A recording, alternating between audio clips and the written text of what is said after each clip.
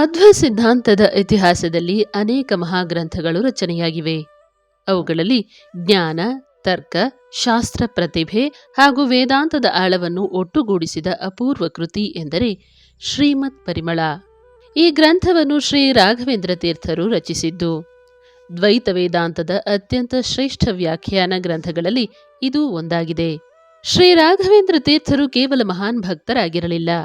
ಅವರು ಅಪ್ರತಿಮ ತರ್ಕಶಾಸ್ತ್ರಜ್ಞರು, ವೇದಾಂತ ವಿದ್ವಾಂಸರು ಮತ್ತು ಅಪೂರ್ವ ಗ್ರಂಥಕರ್ತರೂ ಆಗಿದ್ದರು.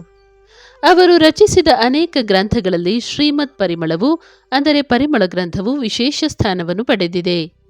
ಇಂದಿಗೂ ವೇದಾಂತವನ್ನು ಅಧ್ಯಯನ ಮಾಡುವ ವಿದ್ಯಾರ್ಥಿಗಳು, ಪಂಡಿತರು ಹಾಗೂ ಮಠಗಳ ವಿದ್ಯಾಪೀಠಗಳಲ್ಲಿ ಈ ಗ್ರಂಥವನ್ನು ಗೌರವದಿಂದ ಅಧ್ಯಯನ ಮಾಡಲಾಗುತ್ತದೆ.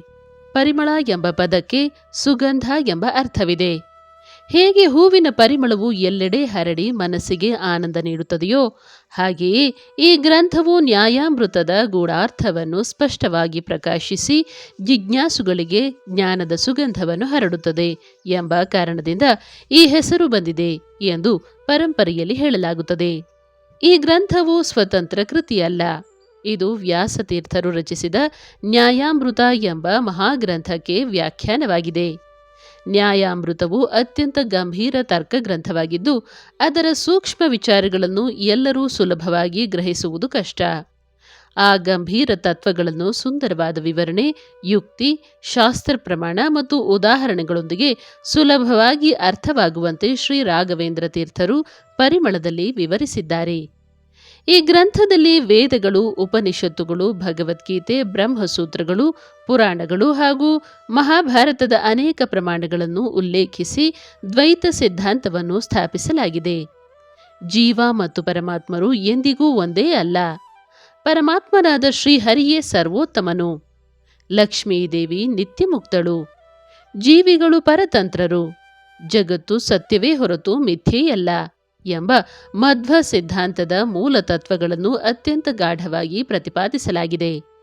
ಪರಿಮಳ ಗ್ರಂಥದ ಮತ್ತೊಂದು ವಿಶೇಷವೆಂದರೆ ತರ್ಕಶಾಸ್ತ್ರದ ಅಪೂರ್ವ ಬಳಕೆ.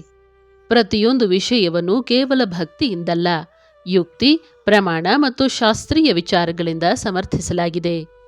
ಅದ್ವೈತ, ವಿಶಿಷ್ಟಾದ್ವೈತ ಸೇರಿದಂತೆ ವಿವಿಧ ವೇದಾಂತ ಮತಗಳ ಅಭಿಪ್ರಾಯಗಳನ್ನು ಉಲ್ಲೇಖಿಸಿ ಅವುಗಳಿಗೆ ಕ್ರಮಬದ್ಧ ಉತ್ತರಗಳನ್ನು ನೀಡಿ ದ್ವೈತದ ನಿಲುವನ್ನು ಸಮರ್ಥಿಸಲಾಗಿದೆ. ಶ್ರೀ ರಾಘವೇಂದ್ರ ತೀರ್ಥರ ಭಾಷಾ ಶೈಲಿ ಅತ್ಯಂತ ಸ್ಪಷ್ಟ ಮತ್ತು ಪಾಂಡಿತ್ಯಪೂರ್ಣವಾಗಿದೆ. ಕಠಿಣ ತಾತ್ವಿಕ ವಿಚಾರಗಳನ್ನು ಸುಲಭವಾಗಿ ವಿವರಿಸುವ ಅವರ ಸಾಮರ್ಥ್ಯವೇ ಈ ಗ್ರಂಥವನ್ನು ಅಮರಗೊಳಿಸಿದೆ.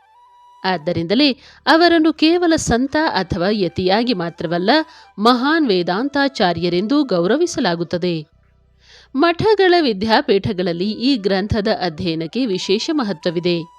ನ್ಯಾಯ, ಮೀಮಾಂಸೆ, ವ್ಯಾಕರಣ, ವೇದಾಂತ ಮೊದಲಾದ ಶಾಸ್ತ್ರಗಳಲ್ಲಿ ಪರಿಣತಿ ಪಡೆಯುವ ವಿದ್ಯಾರ್ಥಿಗಳು ಪರಿಮಳವನ್ನು ಅಧ್ಯಯನ ಮಾಡಿದಾಗ ತರ್ಕಬದ್ಧವಾಗಿ ವಿಷಯವನ್ನು ಗ್ರಹಿಸುವ ಸಾಮರ್ಥ್ಯ ಹೆಚ್ಚುತ್ತದೆ ಎಂದು ಗುರುಗಳು ಹೇಳುತ್ತಾರೆ.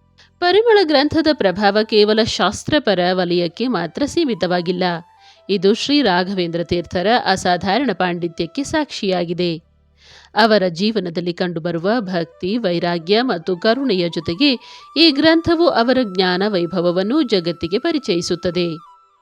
ದ್ವೈತ ವೇದಾಂತದ ಅಧ್ಯಯನದಲ್ಲಿ ನ್ಯಾಯಾಮೃತವನ್ನು ದೇಹಕ್ಕೆ ಹೋಲಿಸಿದರೆ ಪರಿಮಳವನ್ನು ಅದರ ಜೀವಂತ ಪ್ರಾಣವೆಂದು ಅನೇಕ ಪಂಡಿತರು ವರ್ಣಿಸುತ್ತಾರೆ.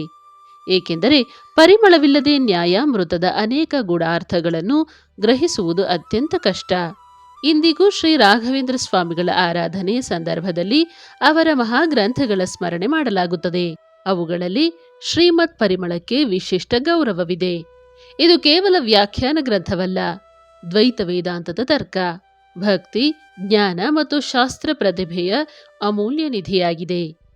ಶ್ರೀಮತ್ ಪರಿಮಳವನ್ನು ಅಧ್ಯಯನ ಮಾಡುವವರಿಗೆ ಅದು ಕೇವಲ ಒಂದು ಪುಸ್ತಕವಾಗಿರುವುದಿಲ್ಲ.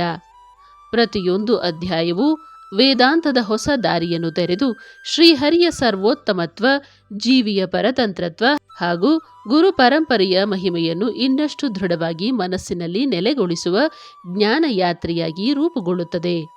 ಆದ್ದರಿಂದಲೇ ಈ ಗ್ರಂಥವು ಶತಮಾನಗಳ ನಂತರವೂ ತನ್ನ ಮಹತ್ವವನ್ನು ಕಳೆದುಕೊಳ್ಳದೆ ದ್ವೈತ ವೇದಾಂತದ ಶಾಶ್ವತ ಜ್ಞಾನ ಸಂಪತ್ತಾಗಿ ಉಳಿದಿದೆ. ಪರಿಮಳದಲ್ಲಿ ಚರ್ಚಿಸಲಾದ ಅನೇಕ ವಿಷಯಗಳಲ್ಲಿ ಕೆಲವು ಮೂಲಭೂತ ತಾತ್ವಿಕ ವಿಚಾರಗಳು ಅತ್ಯಂತ ಮಹತ್ವ ಪಡೆದಿದೆ. ಮೊದಲನೆಯದು ಶ್ರೀಹರಿಯೇ ಪರಬ್ರಹ್ಮ. ಪರಿಮಳ ಗ್ರಂಥದ ಕೇಂದ್ರ ಸಂದೇಶವೇ ಶ್ರೀಹರಿ ಸರ್ವೋತ್ತಮ ಎಂಬುದು. ಜಗತ್ತಿನ ಸೃಷ್ಟಿ, ಸ್ಥಿತಿ ಮತ್ತು ಲಯಕ್ಕೆ ಕಾರಣನಾದ ಪರಮಾತ್ಮ ಶ್ರೀಮನ್ನಾರಾಯಣನೇ. ಬ್ರಹ್ಮ, ವಾಯು, ಶಿವ, ಇಂದ್ರ ಹಾಗೂ ಇತರ ಎಲ್ಲ ದೇವತೆಗಳು ಪರಮಾತ್ಮನ ಅಧೀನರು. ಅವರಿಗೆ ಅಪಾರ ಮಹಿಮೆ ಇದ್ದರೂ ಅವರು ಸ್ವತಂತ್ರರಲ್ಲ. ಎಲ್ಲರಿಗೂ ಶಕ್ತಿ ಮತ್ತು ಅಧಿಕಾರವನ್ನು ನೀಡುವವನು ಶ್ರೀಹರಿಯೇ. ಈ ಸಿದ್ಧಾಂತವನ್ನು ಉಪನಿಷತ್ತುಗಳು, ಭಗವದ್ಗೀತೆ, ಬ್ರಹ್ಮಸೂತ್ರಗಳು ಮತ್ತು ಪುರಾಣಗಳ ಪ್ರಮಾಣಗಳಿಂದ ಶ್ರೀ ರಾಘವೇಂದ್ರ ತೀರ್ಥರು ಸಮರ್ಥಿಸುತ್ತಾರೆ.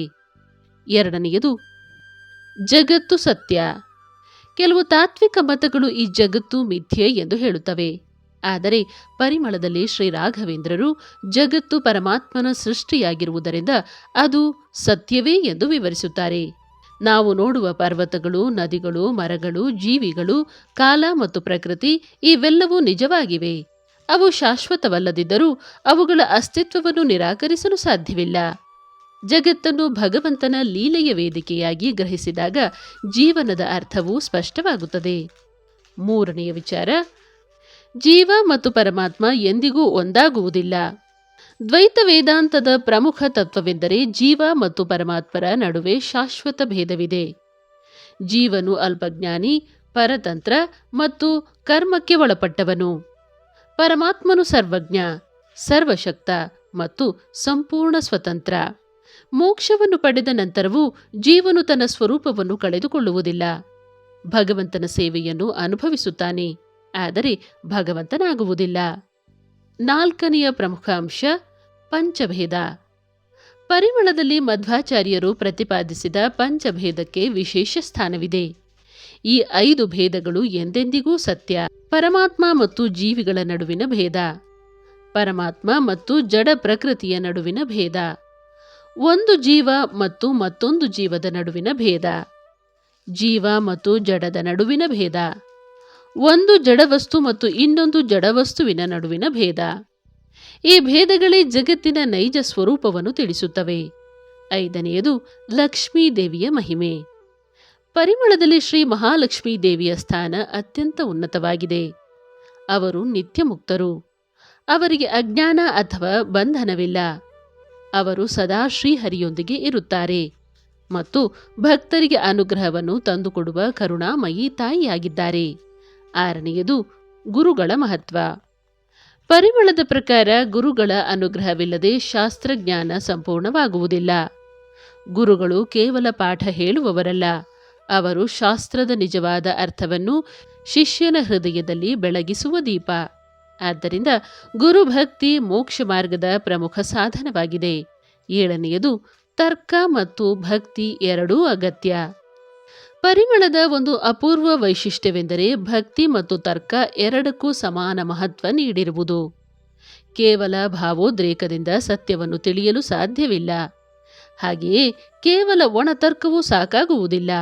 ಶಾಸ್ತ್ರ ಪ್ರಮಾಣ, ಯುಕ್ತಿ ಮತ್ತು ಭಕ್ತಿ ಈ ಮೂರೂ ಸೇರಿ ನಿಜವಾದ ಜ್ಞಾನವನ್ನು ನೀಡುತ್ತವೆ. ಎಂಟನೆಯದು ವೇದಗಳೇ ಪರಮ ಪ್ರಮಾಣ. ಪರಿಮಳದಲ್ಲಿ ವೇದಗಳು ಅಪೌರುಷೇಯ ಮತ್ತು ದೋಷರಹಿತ ಎಂಬುದನ್ನು ದೃಢವಾಗಿ ಪ್ರತಿಪಾದಿಸಲಾಗಿದೆ. ಯಾವುದೇ ತತ್ವವನ್ನು ಸ್ಥಾಪಿಸುವಾಗ ವೇದ, ಉಪನಿಷತ್ತು, ಗೀತೆ ಮತ್ತು ಬ್ರಹ್ಮಸೂತ್ರಗಳಿಗೆ ವಿರೋಧವಾಗಬಾರದು ಎಂಬುದು ಗ್ರಂಥದ ಮೂಲ ನಿಲುವಾಗಿದೆ. ಒಂಬತ್ತನೆಯದು ಮೋಕ್ಷ ಎಂದರೇನು? ಮೋಕ್ಷ ಎಂದರೆ ಅಸ್ತಿತ್ವವೇ ಇಲ್ಲವಾಗುವುದು ಅಥವಾ ಪರಮಾತ್ಮನಲ್ಲಿ ಲೀನವಾಗುವುದು ಅಲ್ಲ. ಮೋಕ್ಷವೆಂದರೆ ಜನನ ಮರಣ ಚಕ್ರದಿಂದ ಮುಕ್ತನಾಗಿ ಶ್ರೀಹರಿಯ ಸಾನ್ನಿಧ್ಯದಲ್ಲಿ ನಿತ್ಯಾನಂದವನ್ನು ಅನುಭವಿಸುತ್ತಾ ಅವರ ದಿವ್ಯ ಸೇವೆಯನ್ನು ಮಾಡುವ ಸ್ಥಿತಿ. ಇದು ದ್ವೈತ ವೇದಾಂತದ ವಿಶಿಷ್ಟವಾದ ವ್ಯಾಖ್ಯಾನವಾಗಿದೆ. 10 ರಾಘವೇಂದ್ರ ತೀರ್ಥರ ಪಾಂಡಿತ್ಯ. ಪರಿಮಳವನ್ನು ಓದುವಾಗ ಶ್ರೀ ರಾಘವೇಂದ್ರ ತೀರ್ಥರ ಅದ್ಭುತ ತರ್ಕಶಕ್ತಿ ಗೋಚರಿಸುತ್ತದೆ. ವಿರೋಧಿ ಅಭಿಪ್ರಾಯಗಳನ್ನು ಅವರು ಮೊದಲು ನ್ಯಾಯಯುತವಾಗಿ ಮಂಡಿಸಿ ನಂತರ ಶಾಸ್ತ್ರ ಪ್ರಮಾಣ, ಯುಕ್ತಿ ಮತ್ತು ಉದಾಹರಣೆಗಳ ಮೂಲಕ ಅವುಗಳಿಗೆ ಉತ್ತರ ನೀಡುತ್ತಾರೆ. ಇದರಿಂದ ಓದುಗರಿಗೆ ವಿಷಯದ ಎರಡೂ ಮುಖಗಳು ಸ್ಪಷ್ಟವಾಗಿ ಅರ್ಥವಾಗುತ್ತವೆ. ಪರಿಮಳ ಗ್ರಂಥದ ಶಾಶ್ವತ ಮಹತ್ವ. ಶತಮಾನಗಳು ಕಳೆದರೂ ಪರಿಮಳ ತನ್ನ ಮಹತ್ವವನ್ನು ಕಳೆದುಕೊಂಡಿಲ್ಲ.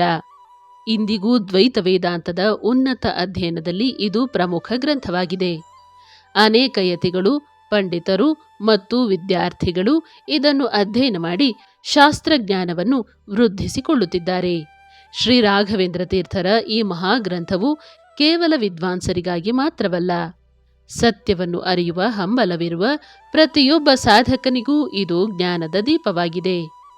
ಭಕ್ತಿ, ತರ್ಕ, ವಿನಯ ಮತ್ತು ಗುರುಕೃಪೆ ಒಂದಾದಾಗಲೇ ನಿಜವಾದ ಆತ್ಮಜ್ಞಾನ ದೊರೆಯುತ್ತದೆ ಎಂಬ ಸಂದೇಶವನ್ನು ಶ್ರೀಮತ್ ಪರಿಮಳವು ಇಂದಿಗೂ ಜಗತ್ತಿಗೆ ಸಾರುತ್ತಿದೆ.